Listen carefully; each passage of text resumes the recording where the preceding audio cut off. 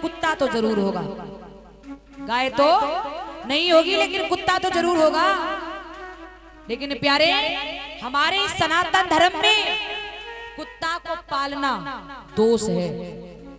हमारे सनातन धर्म में कुत्ता को पालना दोष है और खुले हुए कुत्ते को रोटी खिलाना ये पुण्य है। पाल करके रखना ये दोष है और खुले हुए कुत्ते को रोटी खिलाना ये पुण्य है।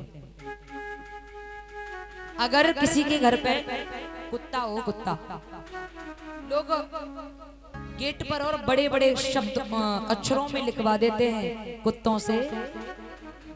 अब जना समझ में आ रही मतलब जब इंसान रह रहे हैं या फिर मतलब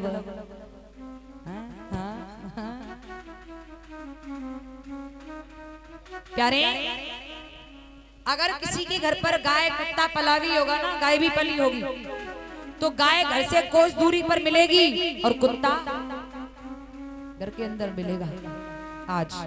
लेकिन प्यारे, जगह क्या है? अगर कुत्ता पला है तो कुत्ते की जगह है घर से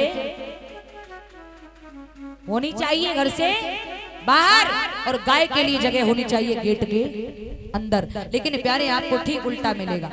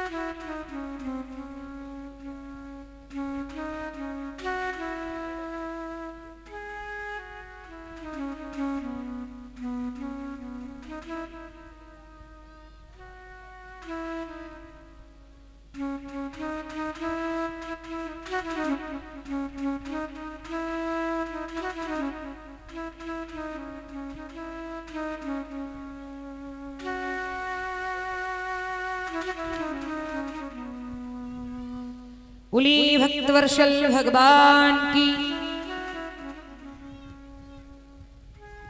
जिस डिग्री कॉलेज से हम पढ़ाई कर रहे हैं, बीच में मैं स्कूल में घूमने गई। क्लास तो नहीं ले पाती हूँ मैं आपको बताऊं, क्योंकि कथाओं से समय नहीं मिलता है। लेकिन हमारे जो सर हैं वो बिल्कुल अपनी बेटी की तरह हमें प्यार करते, बहुत मानते हैं। हम गए, बोले बेटा बहुत दिनों में आई है। मैंने कहा सर आपका आशीर्वाद है, समय नहीं मिलता है, कथाओं में ज्यादा बिजी रहती हूँ। बेटा बोले सर बोले कि बेटा अपनी ऑफिस तैयार हो गई, उसे देख लो। मैंने कहा अच्छा। उन्होंने दिखाई ऑफिस, नाश्ता पानी मुझे कराया, बहुत अच्छा लगा। बोले बेटा एक अपना रूम और तैयार हो गया है पर्सनल। मैंने कहा जी सर, चलो देख लो। मैंने देखा, वास्तविक रूम की तारीफ, लग्जरी रूम था और उसमें बेड तो ऐसा पड़ा था, शायद है अपनी लाइफ में मैंने पहली बार ऐसा बेड देखा। लेकिन एसी रूम और बेड भी लाइफ में मैंने पहली बार देखा। लेकिन गड़बड़ जो है गई, बेड पे लेटो कुत्ता, तो मुझे बड़ा बुरा लगा। सर बोले बेटा रूम कैसा लगा? मैंने कहा सर बहुत अच्छा है। अरे हमारा डॉगी तुम्हें कैसा लगा? अब उन्हें जना मालूम हमें कितना बुरा लग रहा है। बोले क्या हुआ? मैंने कहा नहीं सर अच्छा है। मेरा डॉगी कैसा है? मैंने कहा सर अच्छा है। नहीं नहीं इसका मतलब तुझे अच्छा नहीं लगा। मैंने कहा नहीं सर बहुत अच्छा लगा। मैंने कहा सर अपने यहाँ गौशाला भी थी, वो कहाँ है?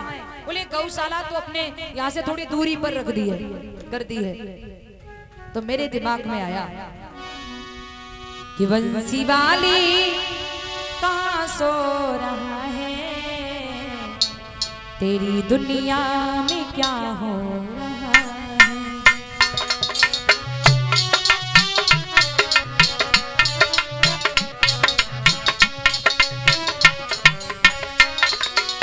प्यारे मुरली वाली कहाँ सो रहा है, तेरी दुनिया में क्या हो रहा है।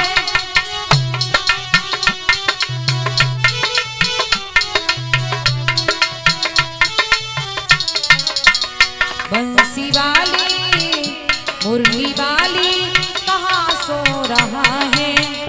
तेरी दुनिया में क्या हो रहा है।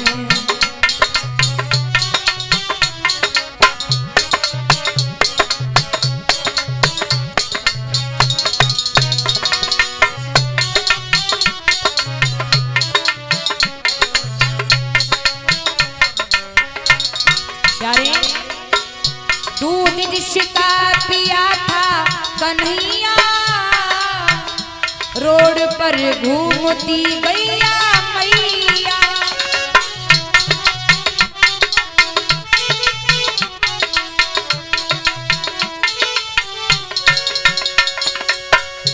कूचड़ खानों में माँ कट रही है, थालियों में वो माँ बट रही है।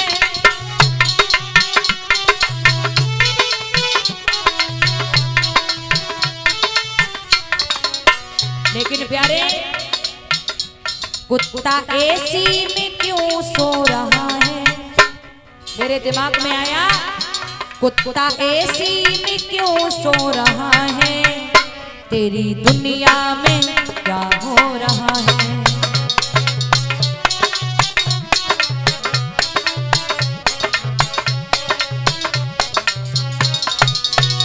मुरली वाली कमली वाली, मुरली वाली कहाँ सो रहा है, तेरी दुनिया में क्या हो रहा है।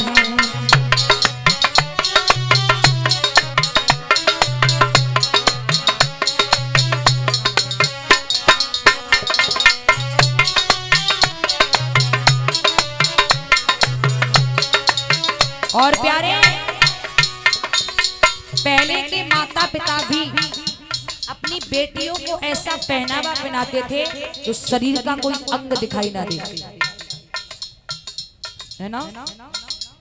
पहले की माताएं भी शरीर पर ऐसा ब्लाउज पहनती थी, फुल कॉलर का, फुल आस्तीन का, है ना। इतनी मोटी साड़ी पहनती थी, लंबा घूंघट लगाती थी, जिन्हें मुश्किल से जमीन तक का दिखाई देता था। पहले के माता पिता भी प्यारे बेटियों को ऐसा पहनावा पहनाते थे जिनके शरीर का कोई अंग दिखाई ना दे।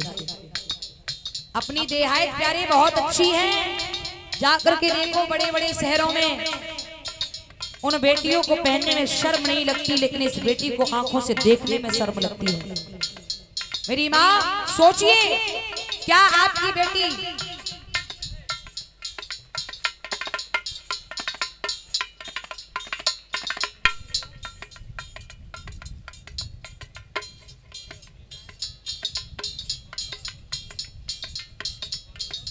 महाराज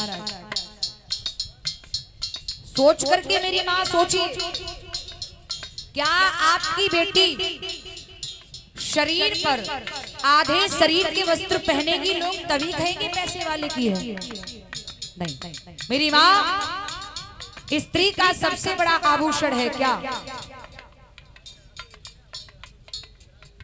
अच्छा महाराज,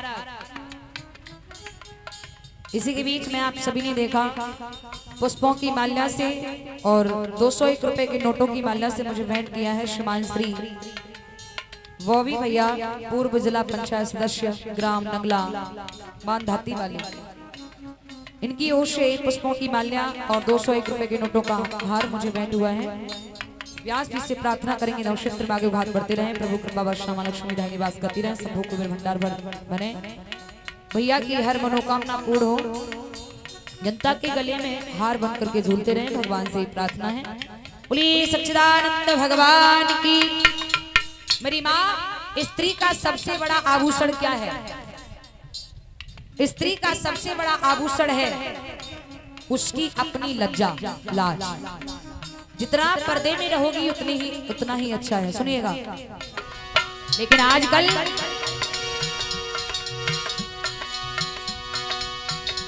टॉप स्कर्ट में डोलती है, जींस स्कर्ट में डोलती है, बड़ी स्टाइल में बोलती है।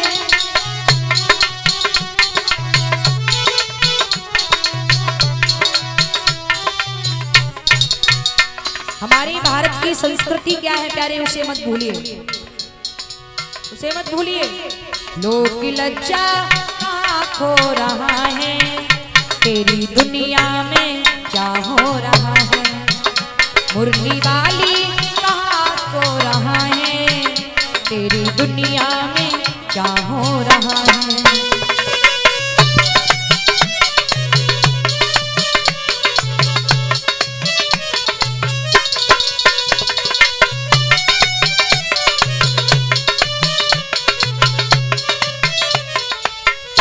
लेकिन प्यारे याद रखना, जब गाय नहीं होगी तो गोपाल कहाँ होंगे, जब गाय नहीं होगी तो गोपाल कहाँ होंगे।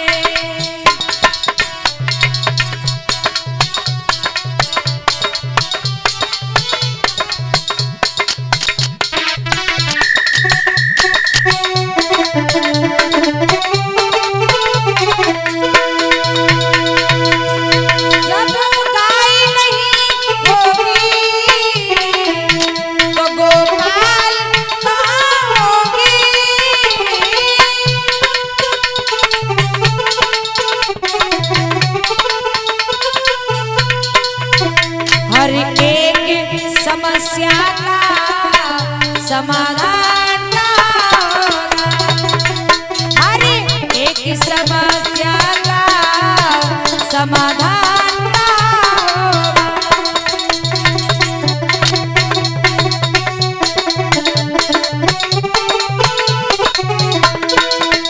जब गाय नहीं होगी तो गोपाल कहाँ होंगे प्यारे, जब गाय नहीं होगी।